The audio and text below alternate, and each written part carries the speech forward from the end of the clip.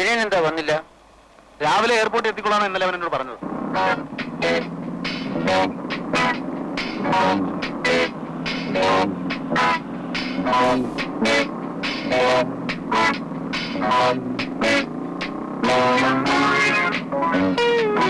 അതാ വിനയം കുഞ്ഞ് വരുന്നുണ്ട്.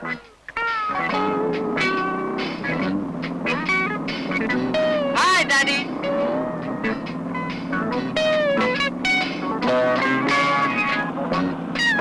Daddy, how are you my dear boy? Fine daddy. എന്തായി കാണിക്കുന്നേ? വല്ല വണ്ടി വന്ന് ക്രാഷ് ആയേ? ഡാഡി പേടിക്കണ്ട, എനിക്ക് നല്ല മതി മതി, നിന്റെ ബൈക്ക് കൊണ്ടല്ലേ കളി നിർത്തൂ. മതിയാ നിന്റെ മോട്ടോർ ബൈക്ക് അഭ്യാസം. വിട്ടു വിട്ടു.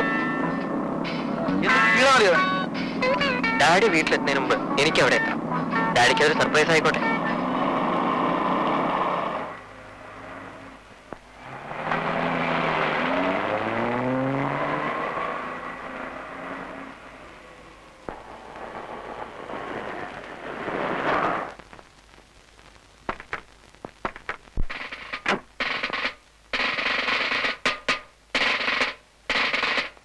Welcome retired major mister R Vishwanatha Menon.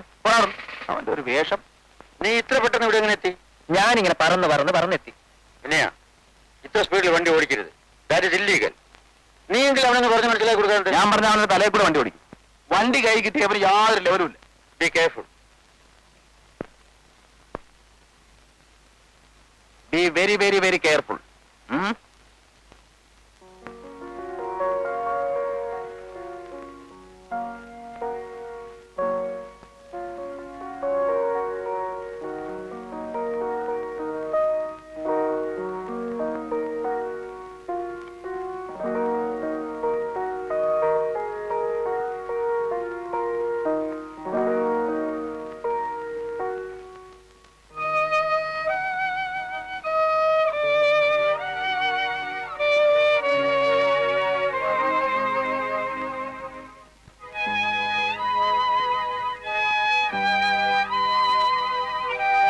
ഞാൻ ഈ വേഷമൊക്കെ ഒന്ന് മാറ്റി കുളിച്ചിട്ട് വരാം. ശരി.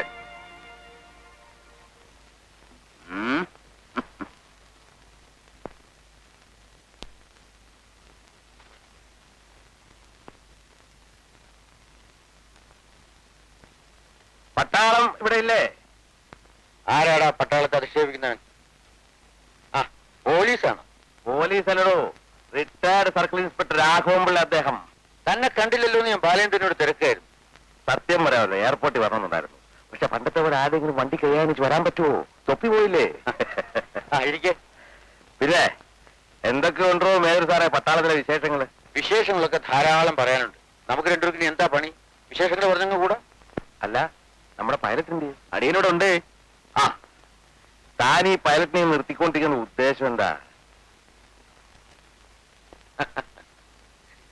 ഇയാൾക്ക് വയസ്സെത്രയെന്നാ എന്റെ വിചാരം?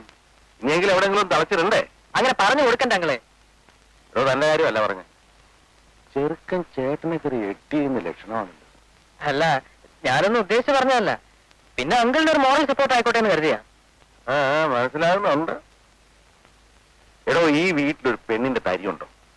ഇനി അത് പോട്ടെ, രുചി അറിഞ്ഞ് എന്തെങ്കിലും ഭക്ഷണം കഴിക്കാൻ പറ്റുന്നുണ്ടോ? വേലക്കാരുടെ കൈ വേറെ, വീട്ടമ്മയുടെ കൈ വേറെ. എടോ, അതിപ്പോ എന്റെ കുറ്റമാണോ? ഞാൻ ഇവനോട് പറയാൻ തുടങ്ങിയിട്ട് നാളത്രയായി. ആ, ഇനിയിപ്പോ ഞാൻ റിട്ടയർഡായി. നമുക്ക് രണ്ടുപേരും കൂടെ ചേർന്ന് ഇവന് പറ്റിയൊരു പെണ്ണിനെ കണ്ടുപിടിക്കാം. ഒരു പെണ്ണിന്റെ മനസ്സിൽ കൊളുത്തിട്ടുണ്ട്. ആദ്യം നമുക്ക് രണ്ടു കൂടെ പോയി പെണ്ണിനെ ഒന്ന് കണ്ടുവരാം. അത് കഴിഞ്ഞ് പൈലറ്റ് പോയി കണ്ടോട്ടെ. എന്താ അങ്കിളിന് വേറെ പണിയൊന്നുമില്ലേ? എനിക്കിപ്പോ കല്യാണമൊന്നും വേണ്ട. ചേട്ടാ, ചേട്ടൻ അവിടെ നിന്നേ. ചേട്ടൻ എന്ത് കളിയായി കളിക്കുന്നത്? അങ്കിൾ സീരിയസ് ആയിട്ടൊരു കാര്യം പറഞ്ഞപ്പോ ഒരു വർത്താനം പറഞ്ഞു കണ്ടില്ലേ? ചേട്ടാ, അത് ഇതിനൊക്കെ ഒരു സമയമുണ്ട് കേട്ടോ. ഏതിനൊക്കെ? അല്ല, ഈ മംഗല്യഭാഗ്യം എന്ന് പറയുന്നത്. എടാ, മംഗല്യഭാഗ്യം സ്ത്രീകൾക്കാണ്. ഓ, അത് ശരിയാ. ചേട്ടൻ ആണാണല്ലേ? ആ, അത് ഇവരെ മനസ്സിലായിട്ടില്ലേ? എടോ വേദവേ, ഇന്നിവിടെ നല്ല ചാപ്പാടൊക്കെ ഉണ്ടായിരിക്കുമല്ലേ? പിന്നെയോ ബാലേന്ദ്ര, 3 സമയത്ത് ദേവന്മാരിൽ എവിടെ പോയി കിടക്കുന്നു? വെറുതെ ഡാഡി.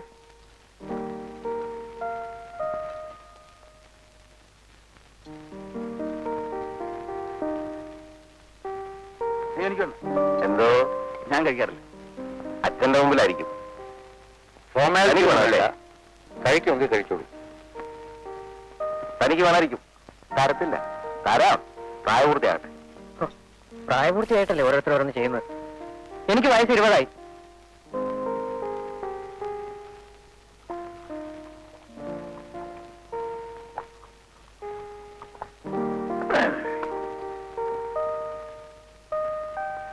ഒഴിക്കടോ.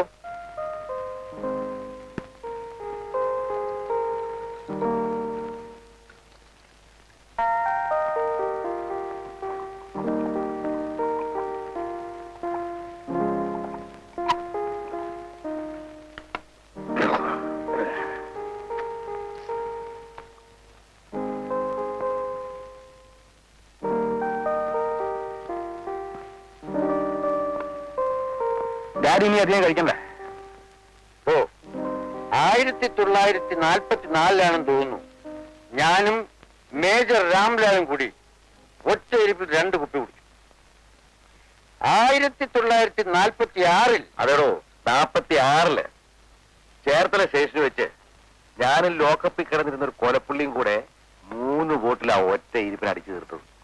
1949 അമൃത്സരസിൽ വെച്ച് ബുറാഖാന. 1950 ഞാൻ കൊല്ലം സ്റ്റേഷനിൽ ഇല്ലെങ്കിലേ എന്താണോ ഡാഡിയും അങ്കിളും കൂടി ലാത്തി അടിച്ച് ഞങ്ങളെ കൺഫ്യൂഷൻ ആക്കരുത്. അത് നിനക്ക് ആ സ്മോൾ വരാത്ത വൈരാഗ്യത്തിന് നീ എനിക്കിട്ടൊന്ന് വെച്ചതല്ലേ.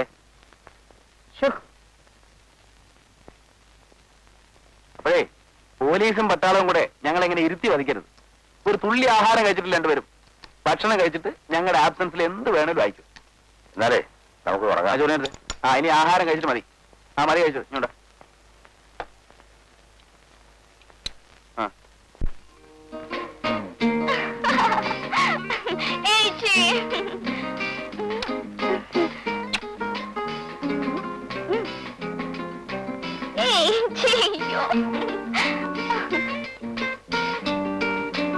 Thank you.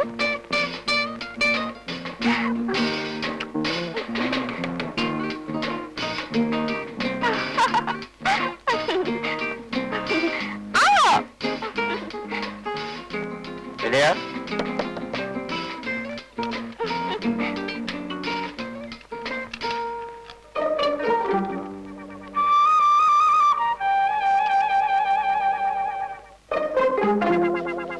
ബേബി വിശകൊന്നും ഉണ്ടാക്കരുതേ.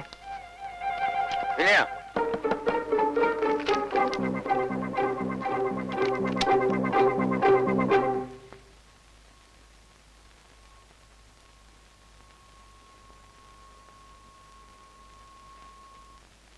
പഠിപ്പ് മുറിയിൽ ഈശ്വരന്മാർ കൂട്ടിനുള്ളത് നല്ലതാണ്. അതെനിക്കറിയാൻ ഡാഡി, അതുകൊണ്ടാ. ഗുഡ്. വിനയ, നീ എന്നും അമ്പലത്തിൽ പോകാറുണ്ടോ? നീ ക്ഷേത്രത്തിൽ പോയി എന്താ പ്രാർത്ഥിക്കാറുള്ളത്? ഞാനൊന്നും അമ്പലത്തിൽ വരുന്നത് നിന്നെ കാണാൻ വേണ്ടിയാണെന്ന് വീട്ടിൽ ആർക്കും അറിയില്ല. അവരുടെ എല്ലാം വിചാരം എനിക്ക് വലിയ ഈശ്വരഭക്തിയാണെന്ന്. നീ എന്താ ആലോചിക്കുന്നത്? ചോദിച്ചു കേട്ടില്ലേ? ആ, എനിക്കും എന്റെ ഡാഡിക്കും എല്ലാ ഐശ്വര്യങ്ങളും തരണമെന്നാണ് ഞാൻ പ്രാർത്ഥിക്കാറുള്ളത്. യുദ്ധരംഗത്ത് ശത്രുക്കളെ നേരിടേണ്ടി വന്നിട്ടുള്ളപ്പോ കയ്യിലുള്ള ആയുധത്തെക്കാൾ എനിക്ക് ശക്തിയും ധൈര്യവും തന്നിരുന്നത് മനസ്സിലെ ഈശ്വരന്മാരായിരുന്നു. ആ, മണി 10 കിടന്നുറങ്ങ്. നാളെ രാവിലെ പഠിച്ചാൽ മതി. Good night. Good night.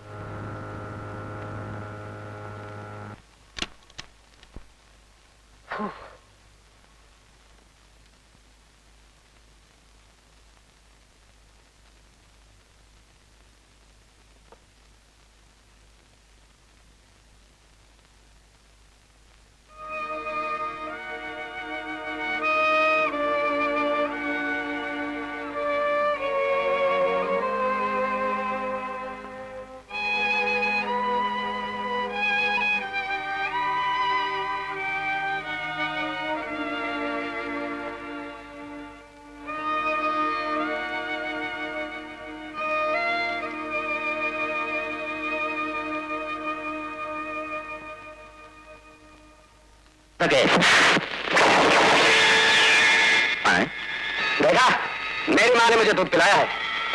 क्यों भाई साहब, मैं सच बोल रहा हूँ ना? नहीं.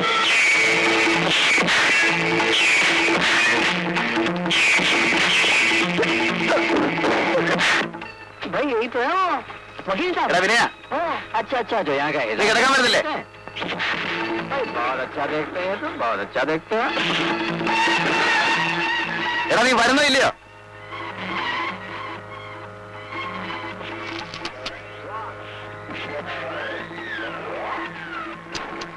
ഇന്ന് നീ എന്റെ അവിടെ കിടക്കുന്നത് കാണണം.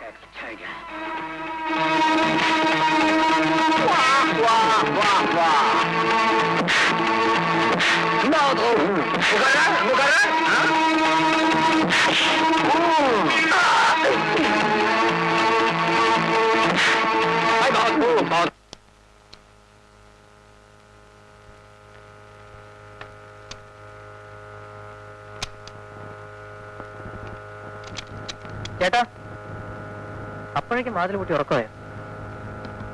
ചേട്ടാ, ഞാൻ ഉറങ്ങി. ഒന്ന് എഴുന്നേറ്റ് വാതിൽ തുറന്നേ. എടാ ഞാൻ നല്ല ഉറക്കത്തില. ശല്യം ചെയ്താ പോകുന്നുണ്ടോ? ഇതെന്ത് പണിയാ ചേട്ടൻ കാണിക്കുന്നത്? ഞാൻ വരുന്നതിന് മുമ്പ് വാതിലടച്ച് കിടക്കുന്നു. ഡാഡി, ഈ ചേട്ടൻ ഞാനിപ്പോ ഡാഡിയോട് പറയും കേട്ടോ. എന്റെ കുട്ടും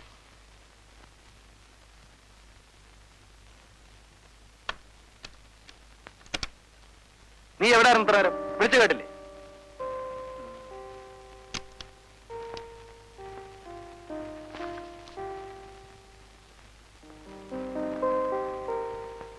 അല്ല, എന്നും ഇങ്ങനെ എന്റെ കൂടെ കിടക്കാനാണോ നിന്റെ വിചാരം? എന്റെ പള്ളി,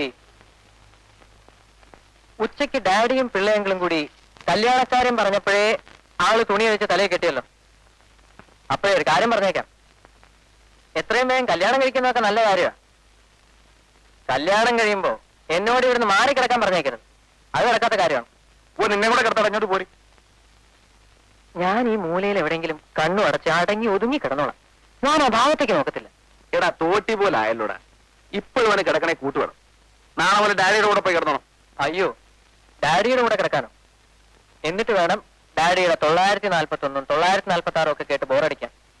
ഞാനില്ല.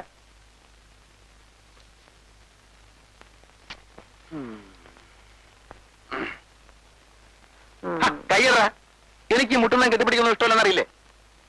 ഞാൻ ചേട്ടന്റെ ചക്കര കുട്ടനല്ലേ? കയ്യിടും.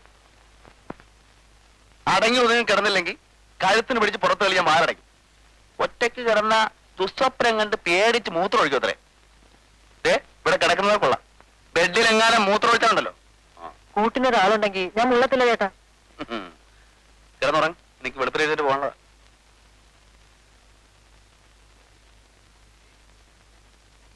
കല്യാണം കഴിച്ചിട്ട് ഇയാൾ എങ്ങനെയാണ് മുട്ടാനും തട്ടാതെ കിടക്കാൻ പോകുന്നത്? ഒന്നും അറിയാൻ പാടില്ലാത്ത കൊച്ചു കുഞ്ഞല്ലേ, പാവം. ഇങ്ങനെ കല്യാണം കഴിച്ചിരുന്നെങ്കിൽ ബാക്കിയുള്ളവരുടെ റൂട്ട് തെളിഞ്ഞു കിട്ടിയാനെ. അനുഭവിക്കാനുള്ള യോഗം വേണ്ടേ?